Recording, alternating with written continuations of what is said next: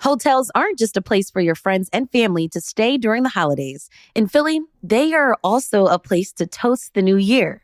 So put that baggage from 2025 down and unwind at these hotel bars in our city. Today, we're listening back to my conversation with CityCast Philly food contributor Alicia Miranda to talk about the best hotel bars in our city. It's Thursday, December 18th. I'm Trenae Nuri, and cheers, Philly.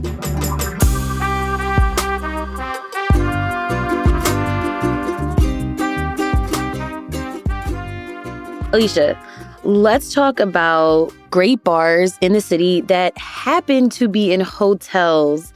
Why specifically hotels? Why are we focusing on hotels? I kind of think that the hotel bar scene never really happened in Philly, but it's starting to happen. And through my reporting over the last several years, I have found myself in numerous hotels with bars that have really cool and interesting cocktail programs. And I think it's worth giving them a little bit of a shout out. And also for some of these bars, they aren't, your bougie kind of exclusive places. There's actually locals that are hanging out there, or they have, really welcoming spaces or programming that makes it a really cool spot for people that live in Philadelphia to come also hang out and have a drink. Okay, what's the difference between maybe a bar at a hotel versus a bar at our favorite restaurants? Yeah, so a bar at a hotel, sometimes, in most cases, also have to serve hotel guests. So they're really prioritizing the people that paid money to stay overnight. And so their menus might not be as creative as your neighborhood bar, right? They have to cater to everyone, right? Whether it's your in-laws coming in to visit or someone who doesn't really know too much about cocktails, right? So they have to kind of keep it maybe plain versus a neighborhood bar or a local bar. They can do whatever they want, right? They're catering to the neighborhood. They're catering to people that live here. They understand, for lack of a better word, the palate, of a Philadelphian. So, yeah.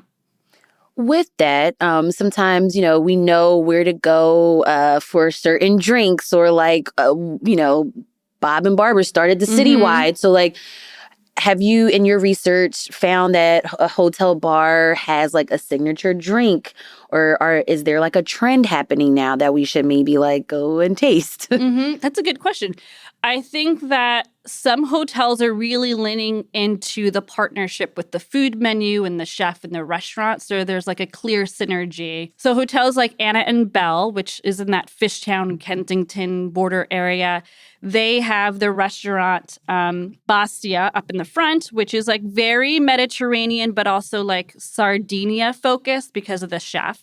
So think about Southern Italy, really you're hot, you want something refreshing. It's really light food, a lot of seafood. The bar in the back, Coletta, plays off of that style and also does drinks that are very kind of tied to that region.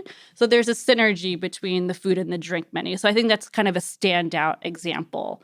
And then I think about a hotel bar like the W. So they have two bars, if you will. So they have the downstairs library lounge, what they call it.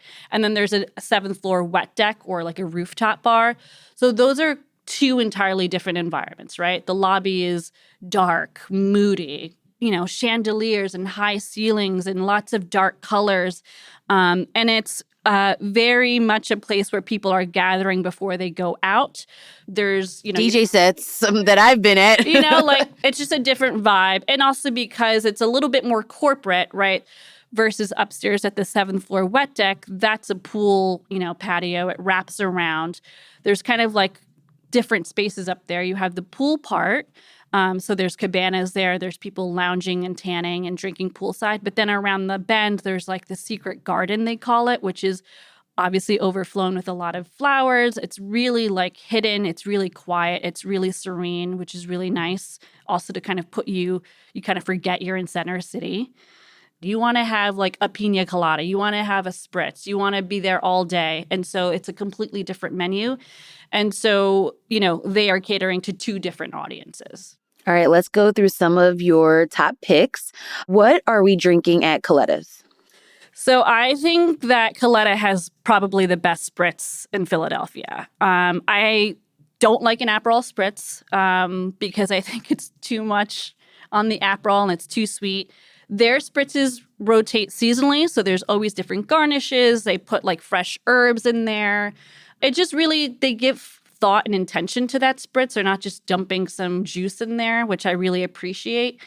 And it's just such a cool looking, like almost little piano lounge kind of a bar. So it's really small.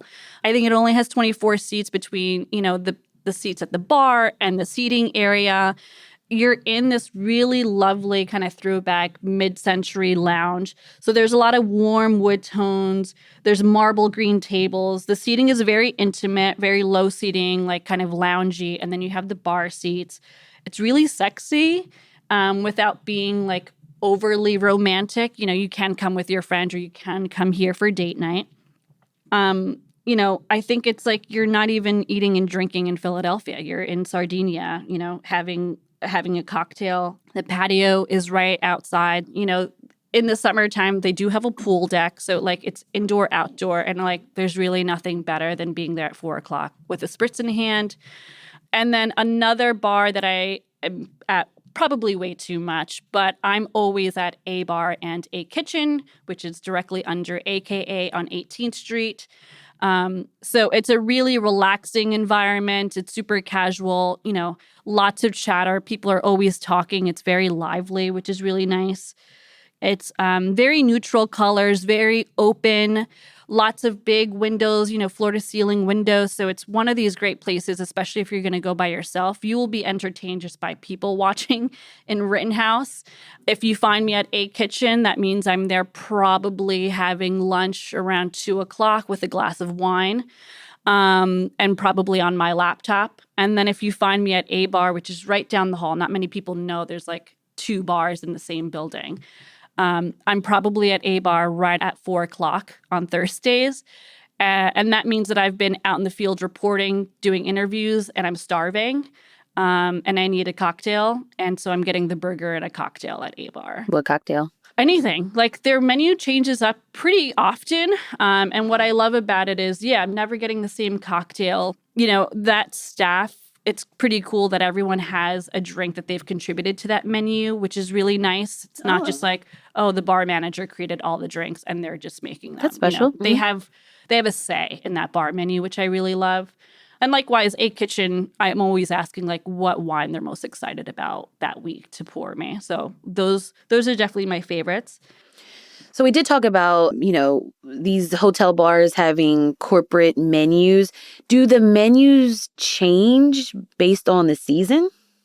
I think yes. For the bars that I frequent, yes. That's one of the things that keeps me coming back is they are changing it, whether it's, every couple months for the seasons, the seasonal turnover, or changing it even more frequently just based on them wanting to be a little bit more creative and wanting to have a little bit more of a dynamic menu for sure.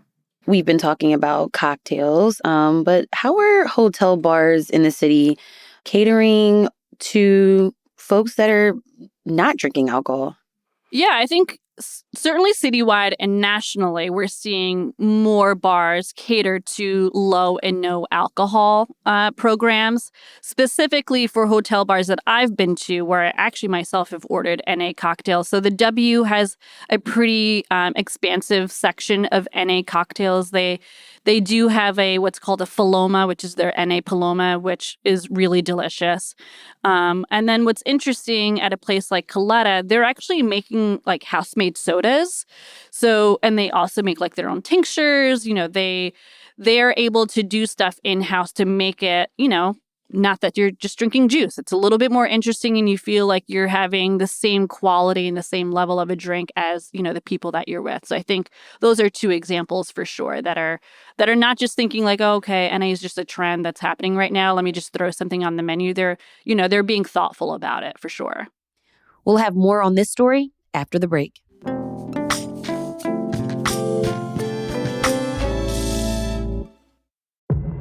Filler Club is Philadelphia's best kept secret. It's the only place in the city where you can work out, and socialize all under one roof. Right in the heart of Philly, across from 30th Street Station, Filler Club is a private membership club built for modern city life. With multiple co-working spaces, more than 50 businesses on site, and a state-of-the-art fitness center featuring 2 full floors, personal training, an indoor pool, golf simulators, and even a cold plunge, you'll find everything you need to thrive. Visit fitlerclub.com to learn more and apply to become a member. Discover why Fitler Club is Philadelphia's best-kept secret for work, wellness, and connection.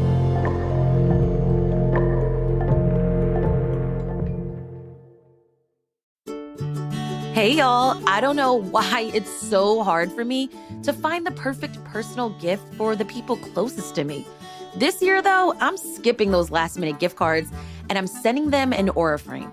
I can preload photos before it ships. I can also personalize each gift with a special message before it arrives. For a limited time, save on the perfect gift by visiting auraframes.com to get $35 off Aura's best-selling Carver matte frames, named #1 by Wirecutter, by using promo code CityCast at checkout. That's auraframes.com, promo code CityCast.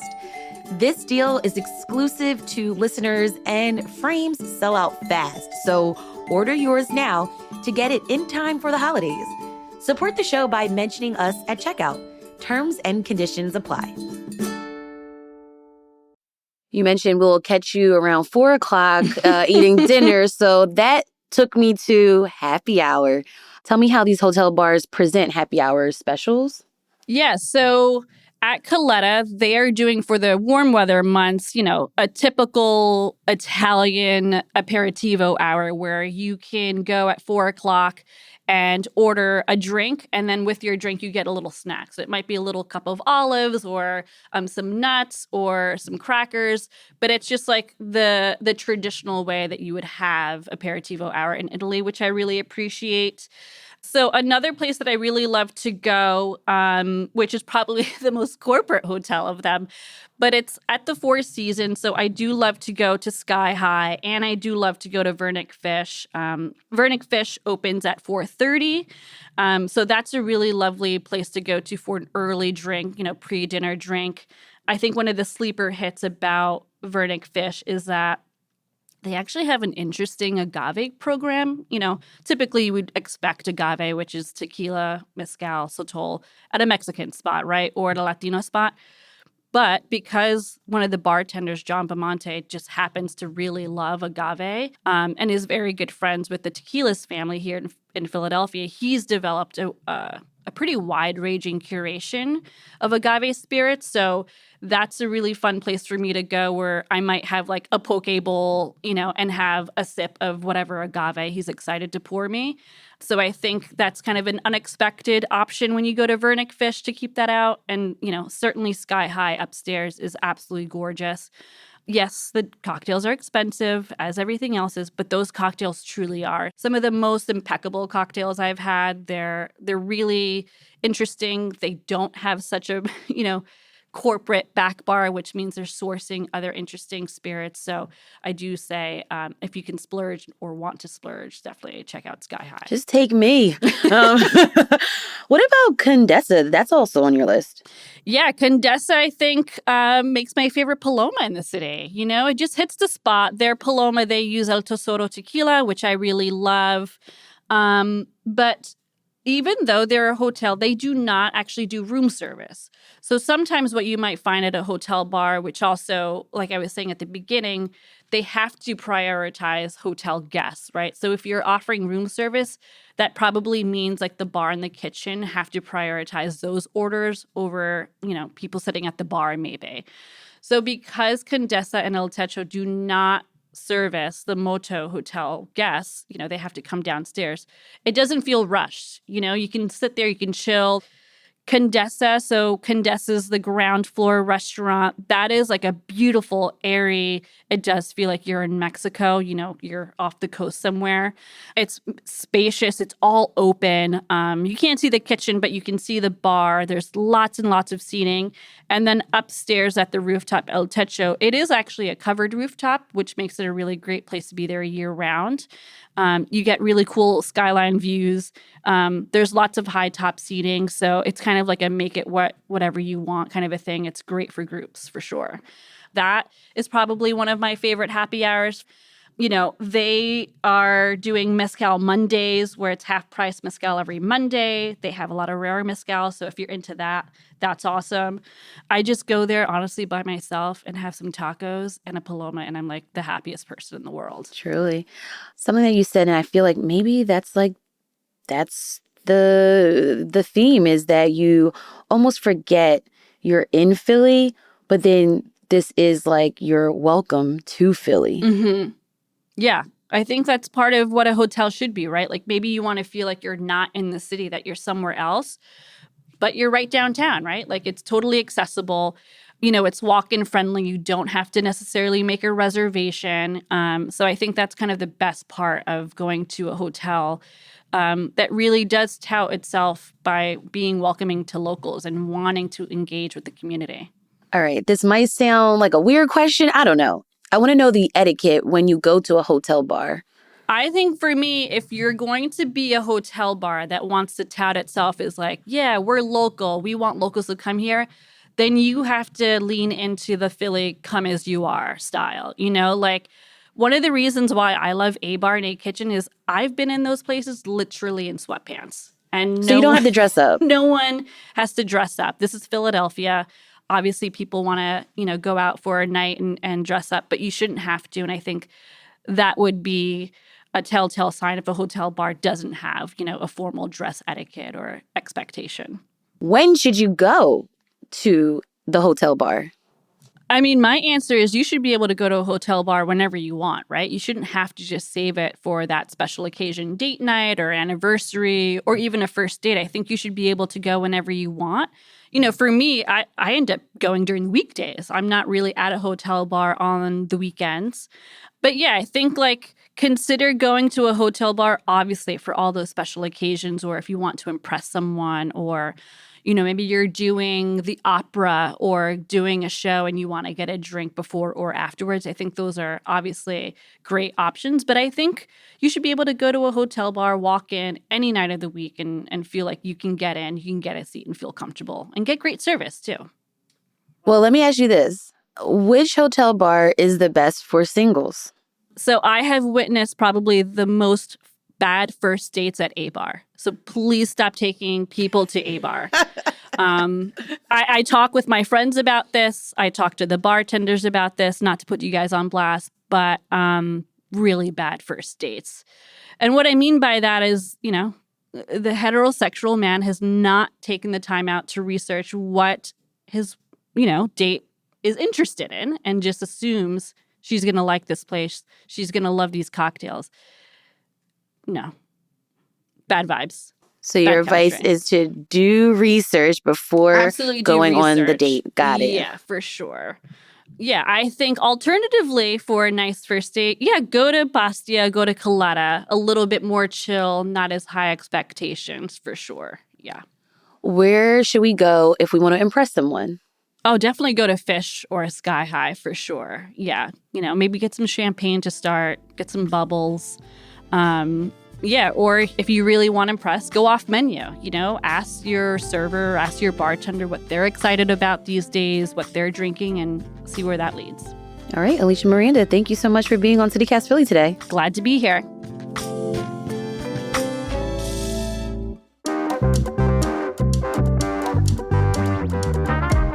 All of those bars sound so good.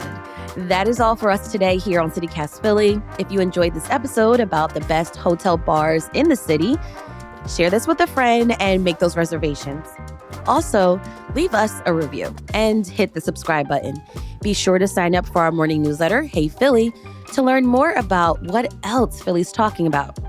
We'll be back tomorrow morning with a lot to talk about in our Friday News Roundup. Talk to you then. Bye.